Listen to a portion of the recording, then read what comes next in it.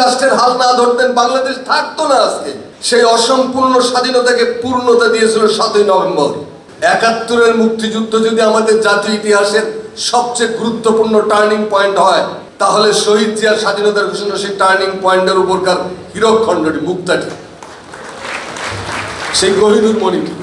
স্বাধীনতা যদি মাথার উপরে সোনার সূর্য হয়, তাহলে তো তার বাণীর কণ্ঠ জিয়াই সুনিশ্চয়।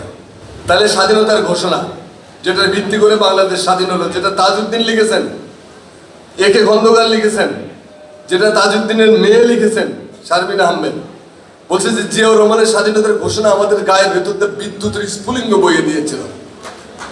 আমি নিজে স্বাধীনতার ঘোষণা শুনেছি। স্বাধীনতার ঘোষণা শুনে আমরা রাস্তায় মিছিল নিয়ে বেরিয়ে গেছিলাম, বলে আমাদের দেশ স্বাধীন হয়ে গেছে। একটা ঘোষণা সারা বাংলাদেশকে একখণ্ড করে ফেলেছিল, একত্রিত করে ফেলেছিল, বিদ্যুৎ পৃষ্ঠ করে। বিদ্যুৎ নয়, খালি বিসুবিএসের মতো লাভা উৎকিরণকারী ক্ষমতা অর্জন করেছিল বাংলাদেশ। ঝাঁপিয়ে পড়েছিল মুক্তিযুদ্ধ। এগুলো শুনতে আওয়ামী লীগারদের এবং বাংলাদেশের স্বাধীনতা বিরোধীদের গা জ্বলে। সেটা জ্বলুক।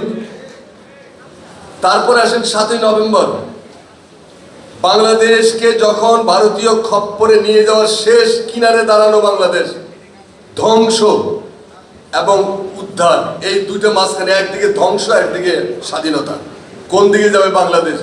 সেই ইতিহাসের ক্রুশিয়াল মুহূর্তে, সবচেয়ে সংকটাপন্ন কণ্টকাকীর্ণ মুহূর্তে, যে মানুষটাকে কেন্দ্র করে বাংলাদেশ দাঁড়িয়ে গেল, 7ই নভেম্বর বিপ্লবের মহানায়ক, সে তো প্রেসিডেন্ট, শহীদ প্রেসিডেন্ট জিয়াউর রহমান ছাড়া তার কেউ নয়। এইখানে কার কি ভূমিকা, কে কি ছিলেন, কোনটা ছিলেন, এগুলো নিয়ে সাধারণ গবেষকরা মাথা ঘামান। কিন্তু আমরা জানি জিয়া ছিলেন কেন্দ্রবিন্দু। তাকে কেন্দ্র, তিনি যদি সেদিন রাষ্ট্রের হাল না ধরতেন বাংলাদেশ থাকতো না আজকে।